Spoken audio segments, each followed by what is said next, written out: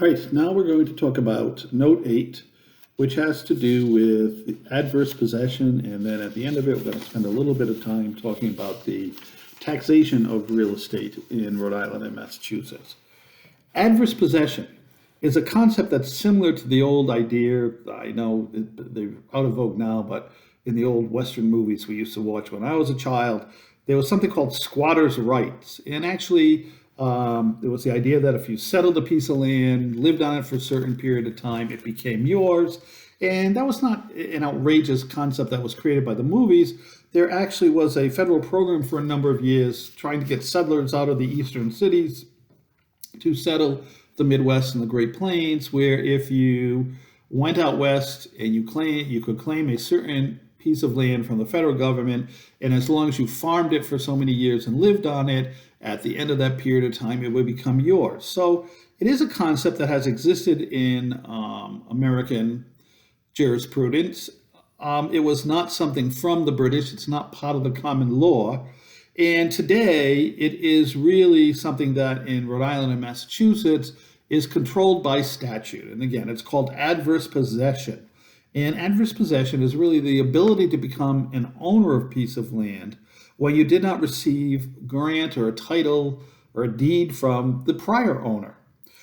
In Rhode Island and in Massachusetts, there are certain requirements. There must be possession, which means you must occupy and use the land in some way. In Rhode Island, that has to be a minimum of 10 years. In Massachusetts, it has to be 20. The possession has to be open, notorious, continuous, hostile, exclusive, and in Rhode Island, usually, although the courts have muddied that up lately, under some claim of right. Now, the 10-year period must be peaceable and uninterrupted and actual. Under Rhode Island Statute 3471, it cannot run against a minor, somebody who's incompetent, someone in prison or living outside the United States, and a adverse possession does not run against a remainder person. Remember, a remainder person is the person that Uncle Harry gave it to Louise for her life and then to George. George is a remainder person. Adverse possession cannot run against George until he actually comes into possession or had the right to come into possession of the property. So basically, until Louise dies, no adverse possession would work against George. Rhode Island law allows the property owner to, in the land records, file an intent to dispute possession, and that notice stops the 10-year clock from running. So if you get the idea that somebody is occupying your land or a piece of your land and you don't want them to acquire adverse possession, there is a process. You have to send them notice by mail. You have to have them served with paperwork by a sheriff, almost as if it were a court case. And once you do that, you can file the notice in the land evidence records of the town where the property is, saying that you believe so-and-so is trying to obtain adverse possession of your land and you are disputing that. And as long as they only have 9 years and 364 days, you can file that, and that starts the clock running all over again. It stops the adverse possession from happening. Now, hostile possession means you must be in possession without consent of the title owner. Co-tenants cannot claim adverse possession because they both have the right to be on the property and to utilize the property. If the owner gives you permission to be there, you cannot acquire adverse possession. Adverse possession means that you are entering onto the property without the permission of the true owner. It must be open, so you can't be sneaking onto the land and using it, setting up your tent in a corner of the property and sneaking in at night. You must occupy the property openly in such a way so that, number one, the title owner should have known you were there and doing something, and the neighbors, the people around town, other people see it, and they would almost believe you are the owner because you're occupying this property. It must be notorious. So you have to claim to the public, and the ways you would do that: paying taxes, securing the property, putting up no trespassing signs, and making sure that you don't let anybody enter without your permission, having your mail sent to the property, using that address as your official address. These are all ways of making it notorious that you own the piece of property. The adverse possessor must retain control for the whole period of 10 years. If they give up control, the clock stops and the adverse possessor must begin counting all over from day one. However, both Rhode Island and Massachusetts, the courts have created something called tacking. And tacking is the idea that I can be possessing the property for 5 years, and then I give it to you or sell it to you, I deed it to you. You don't have to start the clock running again. You can tack on my 5 years so that you would then become the owner by adverse possession at the end of 10 years. So that is a helpful type of thing if you're seeking adverse possession. Claim of right. In both Massachusetts and Rhode Island, you just can't pick out a piece of property and say, oh, that's empty. I want to become the owner of it. I'm going to move on there and sit there for 10 years. You have to have some justifiable belief that you had a claim to title, that you thought you were an heir, that you thought your deed to the property next door covered this property. There has to be some reasonable legal explanation why you thought you were the owner of the property, and that's why you were utilizing it. Right? Prescription is claiming an easement by adverse possession. Remember we talked about that in easements and easement by prescription, so just remember that. To obtain marketable title, which is what you need to have to sell the property, put a mortgage on it, you have to go to court to establish your ownership. Mere possession is not enough. So in both Rhode Island and Massachusetts, you can file, once you've had the 10 years, you can file a claim in Superior Court saying that you are now seeking ownership, and the court decree will actually become your deed. It will become your title to the ownership. These are rare situations where somebody actually gets to use adverse possession, and we most often use it in title clearing situations where we find a defect in the title, but somebody's been living on the property, using it for 10 years, not knowing there was a problem with the title, and then we can use it to get a court order giving them full ownership of the property. It's more difficult in Massachusetts because it takes 20 years, and it's a very long time. If more than one person owns a piece of property and they are not getting along, there is a statute that allows one of the parties to go to court and say that I don't want to be the owner of this property with the other person. I want the court to partition the property. Now, in the old days, partition literally meant if there were two people arguing, we would divide the property in half. The court would hire a surveyor, draw a line, and say, all right, you get the right half, you get the left half, everybody go away and leave us alone. Today, that rarely happens. However, what happens in a petition to partition is the court will appoint a receiver who is an attorney that is agreed to work for the court, with the court, gets paid by the parties, and the receiver will basically determine what the property is worth, will put it on the market and sell it, and then the disputing parties will split the proceeds. If one party wants to buy the other out and has the means to do that, very often the courts will allow that to happen. But generally what happens is if you get into this situation, it's very difficult. And as morals change and ideas of how people live together change in that, it's a very interesting thing because right now in the state of Rhode Island, if you are married and you get divorced, there is a procedure, there is a court hearing which will dispose of your property. But if you own real estate together and you are just friends and you have a falling out and you don't want to have anything to do with each other anymore, there's no set procedure beyond a petition to partition to deal with those rights. So it's a very interesting quandary at the moment that there are many people who live together, own property together, don't get married, and when they split up, it can become even more interesting than trying to get divorced and figure out through the divorce court what happens with your property. Property taxes. In New England, it appears that at least from the time when the Puritans arrived here in 1630 to settle Boston, that two officials existed in every municipality from that moment on. One was the tax assessor, and the other was the tax collector. For nearly 400 years, since the English arrived here, governments in the New England and then spreading out throughout the rest of the country, local and county governments had been maintained by assessing taxes on the land each year, and individuals who own the land have to pay those taxes. And today, that's how we fund schools, we fund police departments, fire departments, rescue services, the libraries, the town government, are usually mostly funded by taxes on real estate. Now, the tax assessor's job is very specific. In New England, the job of the assessor is to know every piece of real estate in town and to each year come up with a value for that piece of property. And then on December 31st, in both Rhode Island and Massachusetts, the assessor must submit their rolls and say, hi, here is a list of all the taxable property in the town. We have a value for each property. We have a total value for all the taxable property in the town. The tax collector is then charged with determining how much tax each owner must pay. And the system that has developed in Rhode Island and Massachusetts is something that is called the mill rate.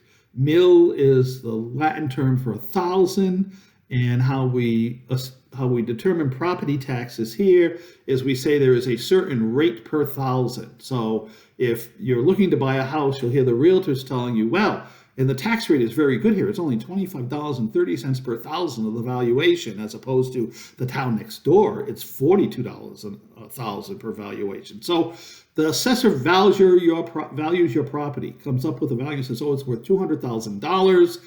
And the tax collector says, all right, for each $1,000 of value, you're going to pay $50 this year in taxes. The taxes are an automatic lien on the property by statute. So they don't have to send you notice. It's your duty to know that you have taxes that are due and that you are supposed to pay them each year. And not saying you didn't get a bill or that I didn't know I was supposed to pay them is no excuse. Today, at least in the New England states, as much as I'm aware of, every municipality sends out tax bills each year once they've determined. And what determines the tax rate is usually when the town sets their budget for the year. Now in Massachusetts, they've come up with a system that's fair, that is required by statute in all cities and towns. So it's uniform and it works fairly well. In Massachusetts, they usually know by the early spring of each year what the tax bill is going to be, what the tax rate is going to be. The bills come out in July and they run quarterly, and you're never more than 3 months behind your taxes in Massachusetts. Rhode Island is much more hodgepodgey. The cities and towns have more ability to do their own thing. The assessor does every December 31st hand the list over the tax collector. In many cities and towns, the actual rate is not set until May, June, July. In Providence, many years it's not set until September or October, because the city government, the mayor, the councils, have to get together and figure out what the budget is going to be. And only when they know the budget can they determine what the tax rate is going to be, because they have to know how much money they need to spend before they can figure out how much they have to raise in taxes. So in Rhode Island, particularly at this time of year, it gets very interesting because they let you make quarterly payments. But in many, like in the town of Lincoln where I live, the first bill comes out in June, payable July 1st for one quarter. Then you pay another quarter in September, another quarter November, and another quarter in February. When you're paying the bill in February, and some of the towns are even later, you're paying the last part of the bill in May or June. That's for the year before. So when it comes time to sell, it gets interesting because sometimes at this time of year, people have not even finished paying their 2020 taxes. And at the closing, we have to come up with an estimate to make an adjustment for taxes from January 1 through whatever day the closing is, because a bill for that's going to come out in June, and the new buyer doesn't want to have to pay the whole year if they didn't own the property for the entire year. Under Rhode Island law, all towns must do a full revaluation every 10 years, which means they have experts come in, and today it's all done by computer. For a number of years, I sat on the Tax Assessors Review Board in Lincoln, which is like an appellate board. If you don't like your tax assessment, you can appeal it first to the assessor. If the assessor turns you down, which they usually will because they're the one who set it, then many towns have these boards, which are just citizens who hear your case, and they can vote. If you don't like what the citizens vote, then you can go to Superior Court. But you can't go to court about your taxes until you've gone through that process. And I sat on the board in Lincoln for many years, and there was a time when there was no requirement as to how the towns would revalue, how they would determine what the value of property was. And it was very difficult. It would be very hodgepodgey. And of course, inflation has made real estate ever more valuable throughout the last 100 years. And you had many situations where if the town had not done a revaluation in 25 years, people who built a house 25 years ago were paying taxes based on what they paid for that house 25 years ago. People who built the same house today that now costs 3 times the money were paying 3 times the taxes because the assessors were just going by whatever the amount of the sale was. That all was challenged in the 1990s, and the legislature finally got around to requiring a full revaluation be done every 10 years and a statistical revaluation, which is they look at the sales throughout the last couple of years, be done every 3 years, so that the valuations are somewhat up to date now. But even now, right now, in the last year and a half, real estate values have just taken off. They've probably gone up 40% in some towns in Rhode Island, and the assessors have not kept up. I see assessments all the time that are $40, $50, $60, $100,000 lower than what the houses are selling for in a closing. So there is some attempt to equalize that. Now, the good thing is, if you pay $300,000 for a house and it's only assessed at $200,000, just because your sale was $300,000, the assessors in Rhode Island cannot raise the taxes. They have to go by what the assessment was until they revalue the entire town. So they put some fairness into the system by requiring that. If you do not pay your taxes, as I said, it's an automatic lien on the property. You have to pay interest, which runs at 1% a month, and that just keeps adding up. At some point in time, the town will begin a foreclosure procedure by having what's called a tax sale. They will basically sell the property at auction. Now, tax sales in Rhode Island are very bizarre phenomena. The cities and towns are only allowed to sell the property for whatever they are owed in taxes. Taxes generally run in Rhode Island at 3, 4, 5% of the value of the property per year. So you have a $100,000 house being sold for $5,000 in taxes. People go to these tax sales and they buy what's called a tax title. Now, a tax title is an interesting thing. For 1 year from the tax sale, the purchaser cannot evict the people from the property. They can't utilize the property. They can't collect rents. They're not responsible for upkeep of the property, insuring the property, whatever. At the end of a year, and anytime during that year, the owner can redeem the property just by going to town hall. They don't even have to go to the buyer at the tax sale. If they go to town hall and they make payment in full on the back taxes, then the town hall issues a collector's deed, and the person gets the property. The person who owned the property gets the property back. The person who lost it at tax sale, they get a letter from the town with a check saying, "Hi, here's your check for the money that you pay to the town and interest that's been running, plus they're allowed to collect for certain legal fees."